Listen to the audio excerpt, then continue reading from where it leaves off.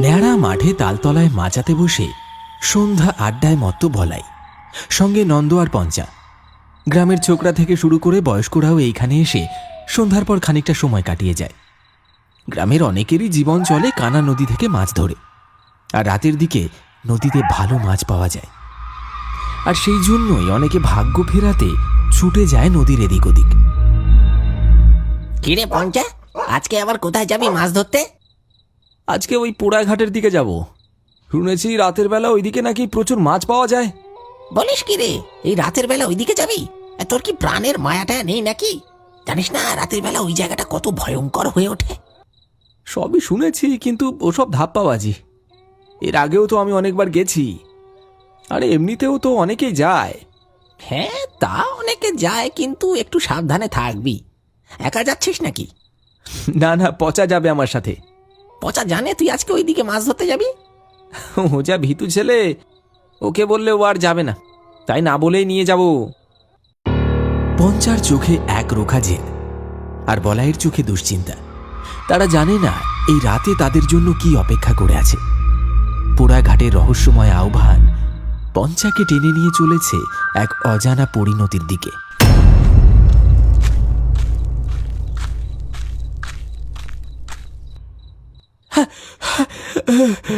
এই তোরা এখানে আড্ডা মারছিস, আর আমি সেই থেকে অপেক্ষা করছি চৌরাস্তার মোড়ে। ভাবলাম তোরা বুঝি চলে গেছিস। পচার দিকে তাকিয়ে পঞ্চা আর বলাই একে অপরের দিকে মুখ চাওয়াচাওয়ি করে মুচকি হাসল। আরে বাবা, একটু গল্প করছিলাম, তুই এসে গেছিস, চল এবার। কিরে পচা, এই রাতের বেলা কানা নদীর দিকে যাচ্ছিস যে? তোর তো ভূতের ভয় লাগে। আসলে পঞ্চা বলল আজকে নাকি ও আমাকে একটা ভালো জায়গায় নিয়ে যাবে, সেখানে প্রচুর মাছ ওঠে, তাই যাচ্ছি। সে তো উঠবেই, দেখবি কানা নদীতে মাছ ধরতে গিয়ে যেন ভূতকে না ধরে ফেলিস আবার। হ্যাঁ, এই বলাই, এই ভয় দেখাস না তো, চল পচা, দেরি হয়ে যাচ্ছে। ভূতের নাম শুনেই পচার মনে খচখচ করতে থাকে। মনোহর দাদুর মুখে অসংখ্য ভয়ঙ্কর গল্প শুনেছে সে, কিন্তু পচার উপর তার ভরসা আছে। পঞ্চা এসব বিশ্বাস করে না, আর সে সাহসী ছেলে। দুজন মিলে হাঁটতে শুরু করে কানা নদীর দিকে। গ্রামের শেষ বাড়িগুলো পেছনে ফেলে তারা যখন নির্জন মেঠো পথ ধরে নদীর দিকে এগোচ্ছে, তখন চারিদিকে ঝিঁঝি পোকার একঘেয়ে ডাক ছাড়া আর কোনো শব্দ নেই। আকাশের চাঁদটাও তখন পাতলা মেঘের আড়ালে ঢাকা, তাই টর্চের আলোতেই ভরসা।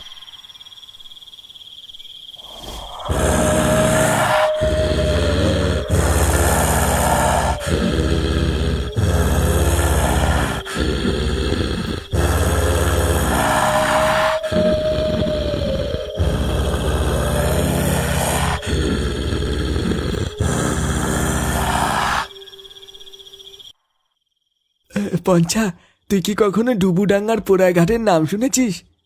ধুর পাগল, আবার ভূতের গল্প শুরু করলি? আর এসব পুরনো দিনের ভেলকি, ওই ভূত টুত কিছু নেই ভাই, ওসব ওই দাদু ঠাকুমার ভয় দেখানোর কায়দা।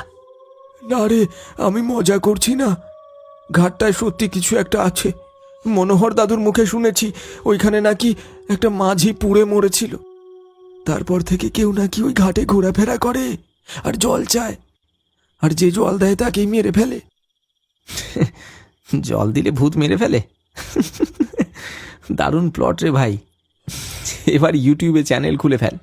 তোর সবেতেই অবিশ্বাস, যখন ভূতের পাল্লায় পড়বি তখন বুঝতে পারবি, খ্যাসা বেরিয়ে যাবে। কিন্তু সেই মুহূর্তে তারা বুঝতে পারেনি তাদের অলক্ষ্যে নদীর পাড়ে দাঁড়িয়ে থাকা ছায়ামূর্তিটা তাদেরকে দেখছে। সে কি আদৌ মানুষ নাকি অন্য কেউ? ডুবুডাঙ্গা 24 পরগনার হারিয়ে যাওয়া একটা গ্রাম, যেখানে একটা পুরনো নদী ছিল, কানা নদী। বহুদিন আগে শুকিয়ে গেছে, কিন্তু একটা ঘাট এখনো আছে, যেটাকে বলে পোড়া ঘাট। বলা হয় এই ঘাটেই একসময় একজন মাঝি পুড়ে মারা যায়, আর সেই থেকে ওই জায়গাটা নাকি অশুভ হয়ে গেছে। শোনা যায় তার মৃত্যুর পর থেকেই তার আত্মা এখনো সেই নদীর আশেপাশে ঘোরাফেরা করে।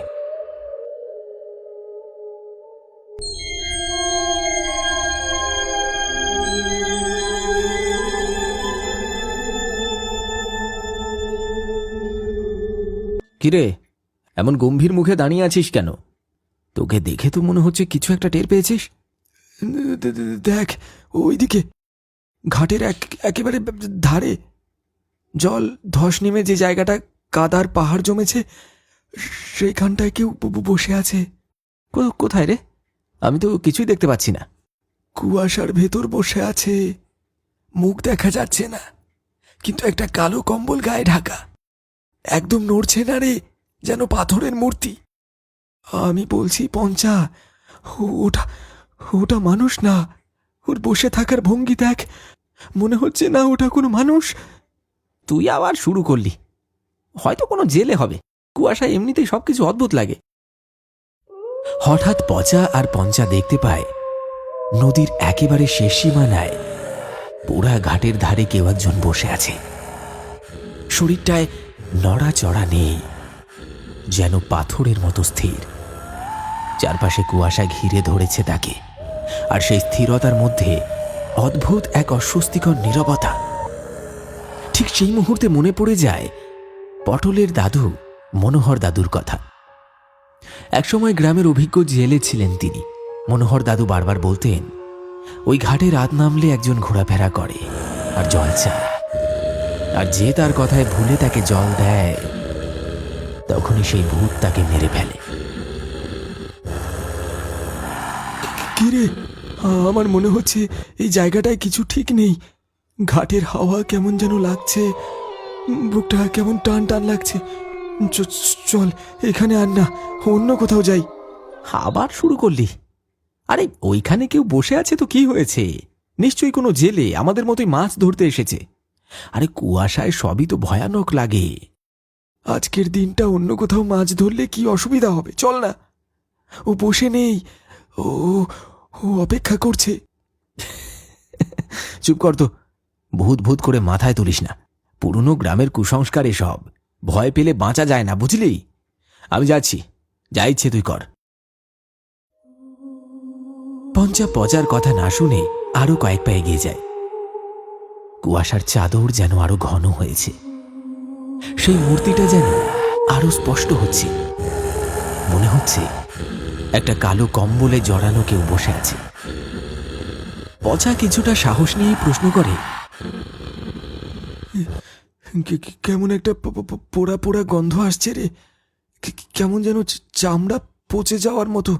আরে চুপ কর তো, একটু কাছে গিয়ে দেখি, আলোতেই সব পরিষ্কার হবে। কে গো, শুনতে পাচ্ছ? মাছ ধরতে এসেছো নাকি?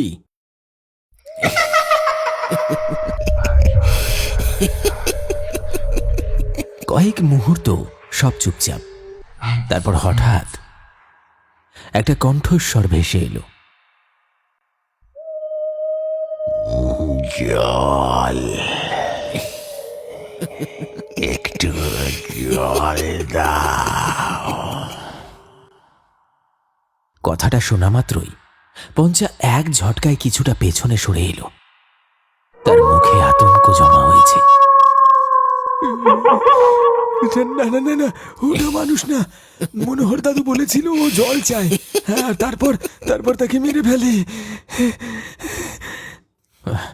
ওর কণ্ঠটা শুনলি? কেমন যেন চেনা, কেমন করুণ। মনে হচ্ছে যেন সত্যি ওর খুব তেষ্টা পেয়েছে। আরে পাগল হয়েছিস নাকি? দেখ বাতাস ভারী হয়ে গেছে, গাছগুলো কাঁপছে। এমন কখনো হয় না। ওটা জল খাবে না রে, তোর প্রাণ খাবে।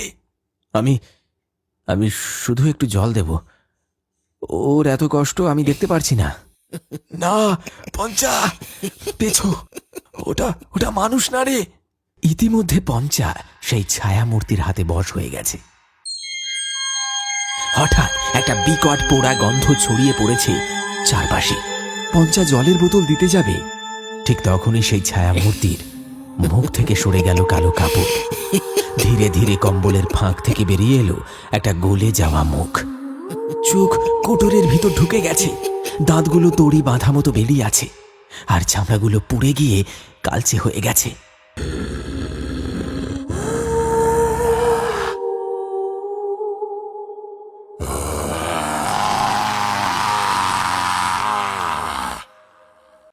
ও মাগো, এই যে সেই ভূত! পঞ্চা, পঞ্চা, পালা এখান থেকে! জল দিয়ে আমার তেষ্টা মিটবে না, তেষ্টা মিটবে তোদের কাঁচা রক্তে।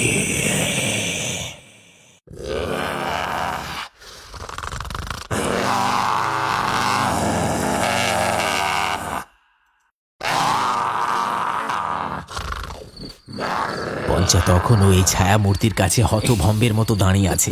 কেবল ঝিঁঝি পোকার ডাক আর গঙ্গানের শব্দ ভেসে আসছে পচার কানে। পচার বুকের ভেতরটা ঢিপ ঢিপ করছে। সে পঞ্চাকে কুনোই দিয়ে গুঁতো মেরে পেছাতে ইশারা করে, কিন্তু পঞ্চা তখনও ওই মূর্তির দিকে তাকিয়ে। হঠাৎ মূর্তিটা খুব ক্ষীণ স্বরে বলে ওঠে, মনে পড়ছে না মনোহর দাদুর কথা? যে জল দেয় আমি তাকেই মেরে ফেলি। পচা মরিয়া হয়ে এক হাত চেপে ধরে পঞ্চার। সে ছায়ামূর্তি আরো শক্ত করে আঁকড়ে ধরে। পঞ্চার শরীর কাঁপুনি দিয়ে ওঠে। সে বুঝতে পারে তার শরীরের শক্তি যেন শুষে নিচ্ছে কেউ। তার চোখ বিস্ফারিত হয়, আর সে চিৎকার করার চেষ্টা করেও কোনো শব্দ করতে পারে না।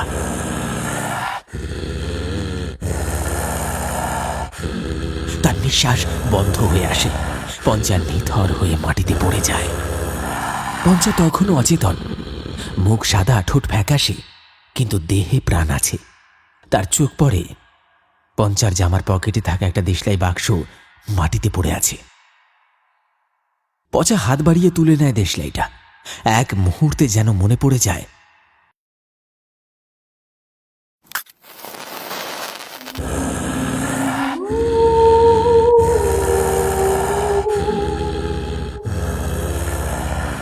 একদিন এই আগুনে পুড়ে তুই মরেছিলিস, এখনো তোর মুক্তি হয়নি।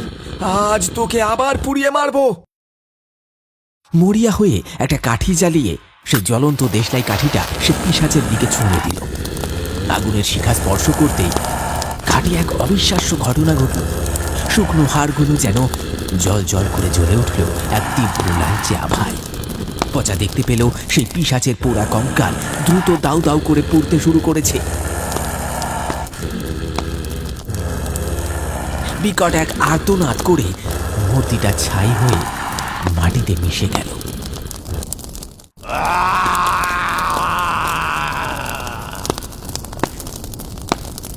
এক ঝলক পোড়া গন্ধ আর ধোঁয়া ছাড়া আর কিছুই অবশিষ্ট রইল না। পচা পঞ্চাকে নিয়ে তার কুঁড়ে ঘরে ফিরে। পঞ্চাকে চাদর দিয়ে জড়িয়ে দেয়। তারপর 1 ঘন্টা পরে পঞ্চা ধীরে ধীরে চোখ মেলে। আমি আমি কোথায়? তুই এখন বাড়িতে। অনেক কষ্টে তোকে বাঁচিয়ে ঘরে নিয়ে এসেছি। ভূত বলে কিছু হয় না। বেশ তো চেষ্টা করেছিলিস। আর যাবি? আমার আমার ভুল হয়ে গেছে পচা, আমায় ক্ষমা করে দে।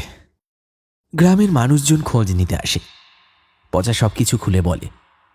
অনেকে বিশ্বাস করে, অনেকে হেসে উড়িয়ে দেয়। তবে সেই রাতের পর থেকে গ্রামে আর কেউ রাতের বেলা সেই অভিশপ্ত ঘাটের ধারের কাছে যায় না। অশুভ শক্তি হয়তো আর তাদের পিছু নেয়নি, কিন্তু সেই রাতের স্মৃতি পঞ্চা আর পচাকে আজীবন তাড়া করে বেড়াবে। আর কানা নদীর শুকনো বুকে আজও যেন এক চাপা দীর্ঘশ্বাস শোনা যায়, যা বলে দেয় প্রকৃতির প্রতিটি অলৌকিক ঘটনার পেছনেই লুকিয়ে থাকে এক অজানা সত্য।